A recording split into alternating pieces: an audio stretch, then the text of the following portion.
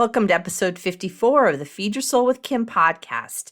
Today our topic is the Holiday Trifecta 2020, the pandemic edition. Every year I talk about the Holiday Trifecta, which is the time between October 1st and January 1st, and how there's such a focus on food. Well, there's a coronavirus pandemic going on right now, and what are we all going to do? We're going to talk about how to look at food differently over this in particular holiday time and come up with a plan to help you really thrive over this time. Let's get started.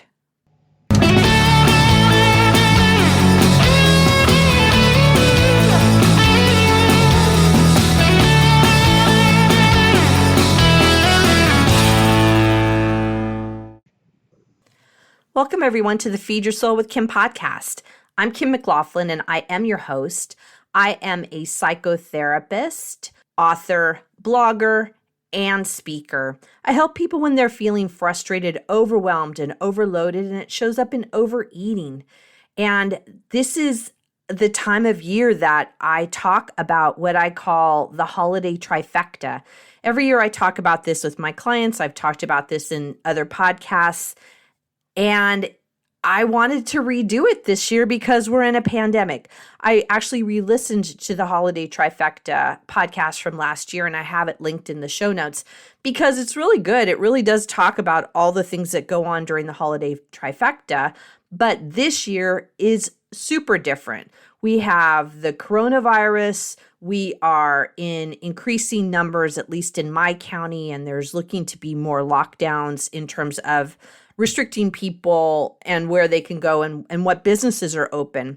So I thought we should really have the Holiday Trifecta, the pandemic edition, not to scare everybody, but let's be honest, it's different this year and the holidays are going to be different. I actually didn't even think about doing a podcast on the Holiday Trifecta until just the other day because I realized or consciously thought about how different it is from last year. Everything I shared last year still fits, but there's still some nuanced ideas that I really want to talk about for this holiday time period so that we can look at how to manage, how to be with our emotions and how to be with food in a different way, given the situation that's going on this year in the year 2020. What's the Holiday Trifecta? It's the time between Halloween and New Year's. I actually think of it as October 1 to January 1. And it's really the time where food is front and center, where we're thinking about food, where we're talking about food, where we're gathering around food, we're having parties, there's giveaways with food, and lots of new recipes. There are certain foods that are indicative of these holidays, or different people have different foods that fit for them around the holidays. And so to me, it's that trifecta, that 3-month time period where there's a lot of focus on food. And I just want to call it, and so I gave it the name, the Holiday Trifecta.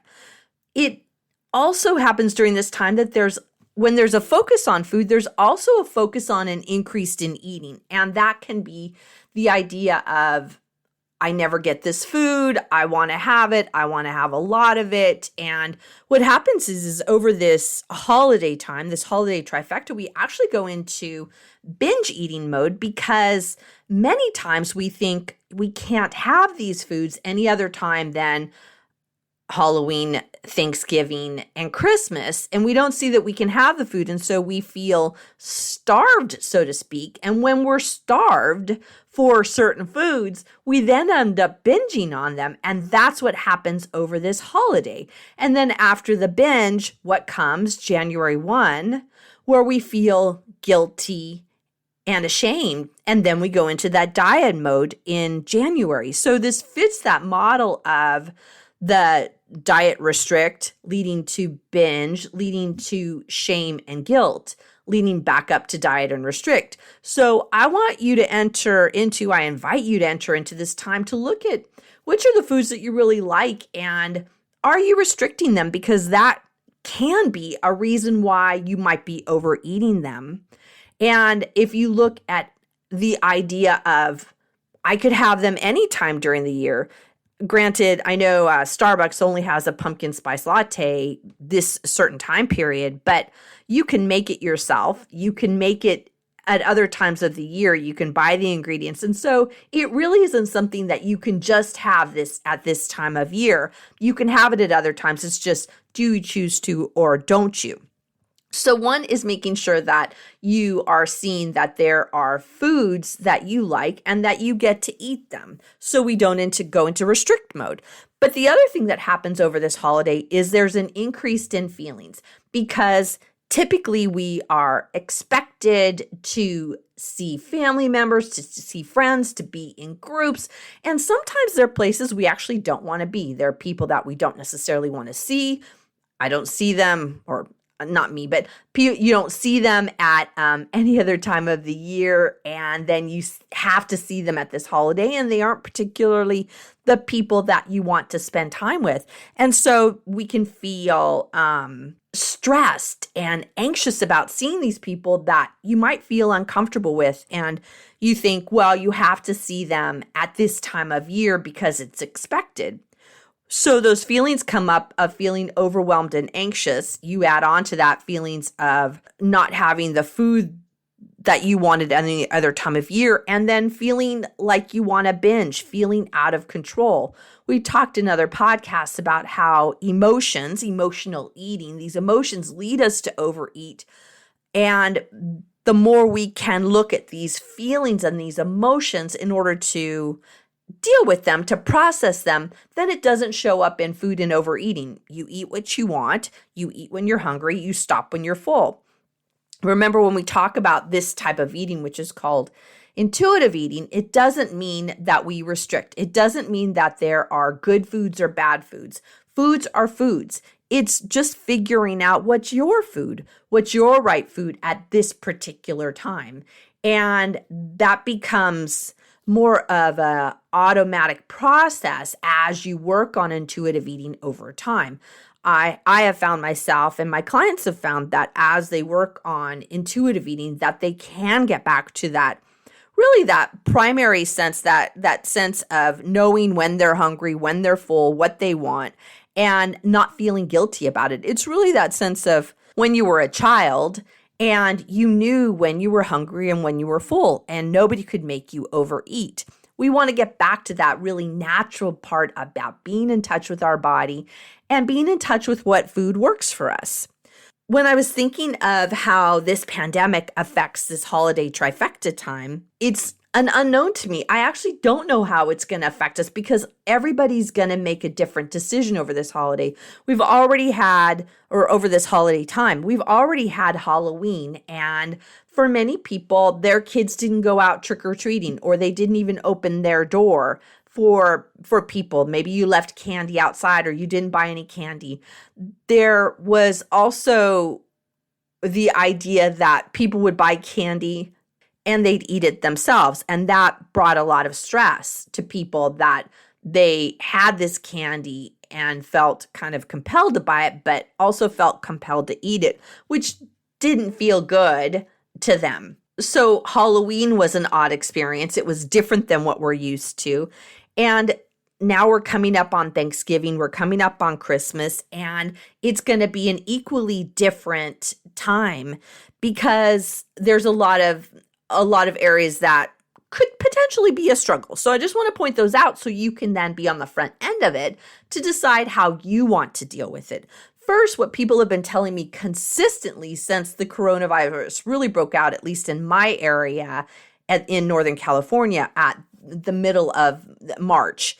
And what people have been noticing is, one, they've been sitting a lot more, which I've noticed that too for myself.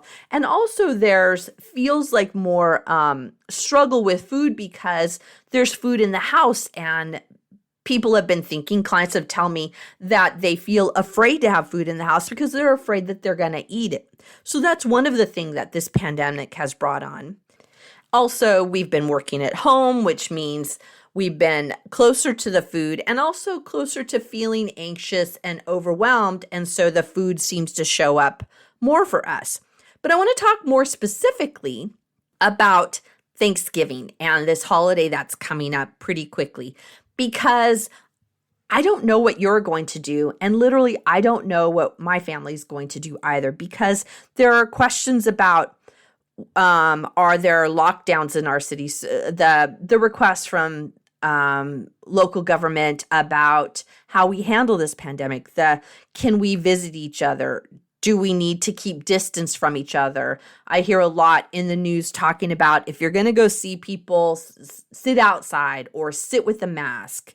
And there's a lot of questions people are having about what do they want to do and what do they feel comfortable with.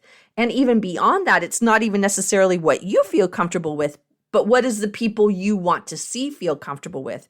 There have been a lot of people I know that have not spent time with their loved ones, with their family members, because they have felt really concerned about the coronavirus, about catching it and or giving it. And so they've made really strict rules for themselves that they don't want to visit. And what I found is that, and actually every client that I have, I will ask them specifically, so what's your rules of engagement? What's your family going to do? Or what do you think is the right thing? Because really for everybody, they get to make their own decision. And we're coming up on a time for Thanksgiving. I don't know about you, but I feel nervous about it because I'm not sure what we're going to do. I'm not sure how it's going to go. And what I do know is that it will be completely different than any other Thanksgiving we've had in the past.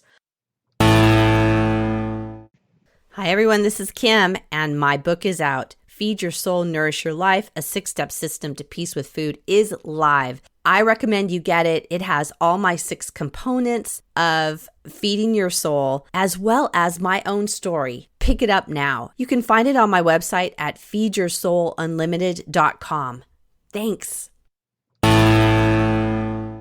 So since we know it's going to be different, I think we need to get into some wonderings about what can we start doing that's going to feel empowering, coming from a place of empowerment rather than a place of despair or victimhood. And I thought about that, and I thought about that for myself, and I wanted to bring it up for all of you because I think some of the ideas that I've come up with are things that actually could be quite interesting doables for you to move through this holiday trifecta time while we're in the midst of a pandemic. The first thing I thought of is over this holiday time is maybe it's a good time to create new routines. Find out how you might do this differently. Like I said, we might not be visiting other people and staying home. And so there's this new routine. One of the things I've been thinking of is that my family's tradition is we go run a race for the hungry. And we've been doing it every year. Oh my gosh, it's probably been 15 years. We've been doing this unless we're out of town. We don't. So that's not happening this year. We're actually signed up for the virtual version of the race. And I think what we're going to do is on Thanksgiving morning, in honor of the race, is we'll probably go down to the race site and we'll do the race ourselves. And we will go what am I doing? I think I'm doing a 5K. So we'll do the 5K. My husband does the 10K. So my daughter and I will do the 5K, and we'll do it, but we'll do it without the, thousands and thousands of our community members with us, but we're going to do it. So it's a new routine, but it still fits with the idea of what we like to do in that morning, which is be physically active. So that is our new routine for that day, is to do the race, but do it without other people. The other thing about the new routine for this holiday is thinking of different activities. Since there won't be the opportunity, sometimes we go to San Francisco or other places, and that's just not an option. So I'm thinking we'll just decide on maybe some games we can play or some art activities we can do in order to do something different and festive in order to make it a fun holiday experience. The other thing I thought of in order of how to move through this holiday trifecta and the pandemic is to create new opportunities. What are the new things we could do?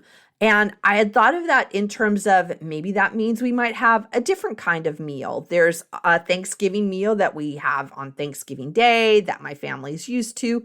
Maybe we change it up and maybe we do something a little different. And I'm not sure what that's going to look like. I have to talk with my immediate family about that to see what they might be into doing. So this is the opportunity to talk with your immediate family, the people around you, or if you're by yourself, have this conversation with yourself about what are some new opportunities. I suspect for my immediate family that it will be something physically active where we take a hike or we go somewhere new where we can experience something different in order to make this time fun and enjoyable.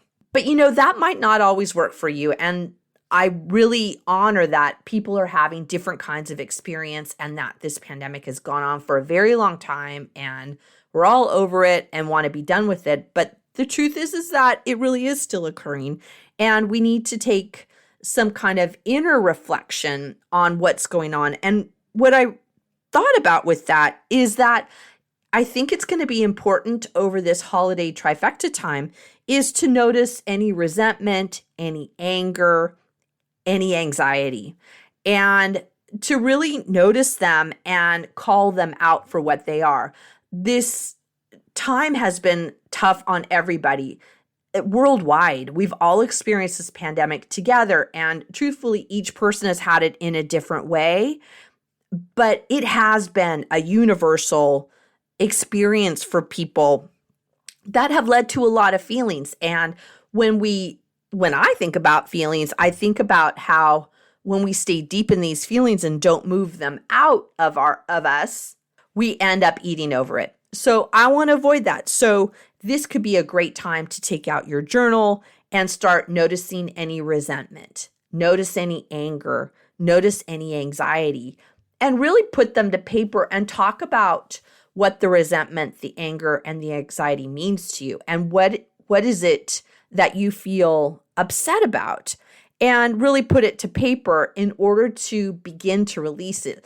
We can't let these things go until we notice that they're there. And I think these are going to be the three feelings that are going to be most present with people is resentment, anxiety, and anger. Sometimes there's overwhelm. And also I found that there's depression that's going on too. So actually you could add those to the mix if those fit for you. But notice the feelings that are going on in you. Take a deep breath and have that inner connection with yourself in order to determine what feeling is going on. And then really have this inner check, this intuitive inner check of what do I need to do with this feeling? Lastly, I want to encourage you to get support. This pandemic has been tough. It's been tough on everyone, as I've said earlier. You all know this. I'm not telling you something new. But this is really the time we need to start getting our support system put back in place. I've found a lot of people, me included, have been a little bit more isolating than we'd like to be because we're not out and about with other people. But you got to have social contact and talk to people. I know that there's Zoom fatigue going on and a lot of resentment and anger about having to do virtual conversations with people. Find a way to get support. I don't care how you do it, but it's really important to do it. There is the phone, there is Zoom, there is FaceTime, but also there is texting. There's also having a distance walk with somebody, have them apart from you, but you're together having a conversation with each other. You could write a letter. That's a super old school way to have a conversation with people. And I got to say, everybody loves to get a letter. Make it your business to write a letter a day to people that you know and love and care about. I promise you, they will love getting a letter from you. Another thing you can do to get support is you can join my Facebook group. Feed Your Soul Community is a really loving, caring Facebook group where we talk about things related to emotions, food, feeling helpful to each other and giving support that can really help get you through the day, and also feeling in a way that helps you feel more enlivened and feel more empowered. And that is what I'm all about. As we always do on each of these podcasts, we talk about doables. I always talk about how, we can have understanding about what's going on, but unless we have some little bit of action, some little step